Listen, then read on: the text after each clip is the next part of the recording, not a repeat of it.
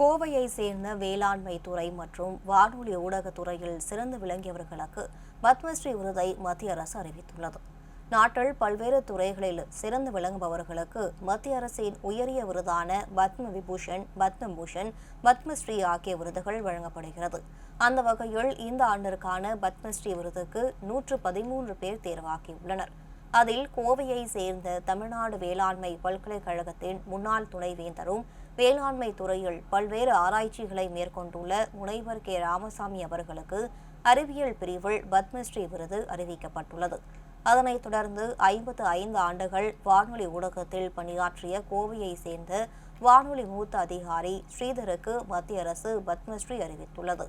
தொடர்ந்து இதுகுறித்து பேசிய வானொலி அதிகாரி ஸ்ரீதர், வானொலி அழிந்து வரும் காலம் என்றும் பலர் கூறினாலும் சரியான உள்ளடக்கத்தோடு வானொலியை மக்களிடம் கொண்டு செல்வதே என் வாழ்க்கையின் இலக்காக இருந்தது என அவர் தெரிவித்தார்.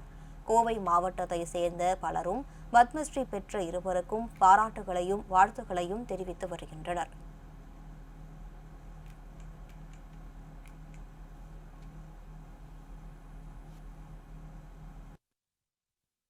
வேளாண்மை துறையில் 1970 பணியாற்றி வருகிறேன்.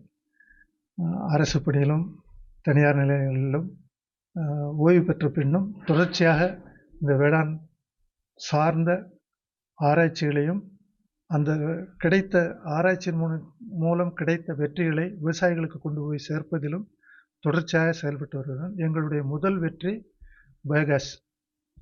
பெரியார் மாவட்டத்துக்கு முதல் அகில இந்திய பரிசையும் பெற்றுக் கொடுத்தது 1980. அதன் பிறகு பார்த்தீங்கன்னாக்க நம்முடைய தொழிலகங்கள், விவசாயம் சார்ந்த தொழிலகங்கள், டெக்ஸ்டைல் இண்டஸ்ட்ரி இருக்குது, சுகர் இண்டஸ்ட்ரி இருக்குது, லெதர் இண்டஸ்ட்ரி இருக்குது. இது மூணையும் அரசு சட்டத்திட்டங்கள் மூலமாக மூடினாங்க. அதாவது கழிவு நீர் அதிகமாக நிலத்தை பாழ்படுத்துது அப்படின்னு சொல்லிட்டு. இதில் பார்த்தீங்கன்னாக்க இப்போ கரும்பு எடுத்துக்கிறோங்க. கரும்பு என்ன பண்ணுறாங்க, சாறு பிழிகிறாங்க, அதில் எந்த கெமிக்கலும் போடுறதில்ல. அதுலேருந்து வரக்கூடிய தண்ணியிலேருந்து சர்க்கரை எடுத்ததுக்கப்புறம் அந்த எந்த பயிர் உறிஞ்சிச்சோ அந்த சத்து தான் இருக்குது. அதனால் நாங்கள் ஆராய்ச்சி பண்ணி இதை திரும்ப நிலத்தில் பண்ணலாம். ஆனால் நேராக பயன்படுத்தக்கூடாது. அதை கொஞ்சம் டைல்யூட் பண்ணிங்கனாக்கா பண்ணலாம் அப்படின்னு சொல்லிட்டு மத்திய ஆராய்ச்சி நிலையம் நாக்பூரில் இருக்கக்கூடிய நீரியோடு சேர்ந்து நாங்கள் செயல்பட்டு அதுக்கு மத்திய அரசினுடைய அனுமதியும் பெற்று சென்ட்ரல் பொல்யூஷன் போர்டிலேருந்து இந்த 36 சர்க்கரை ஆலைகள் அவங்க பயன்படுத்தக்கூடிய சாராய ஆலைகள்லேருந்து வரக்கூடிய கழிவுகளை நிலத்தில் பயன்படுத்தலான்னு ஒரு அறிவுரையும் பெற்று தந்து பரவலாக்கணும்.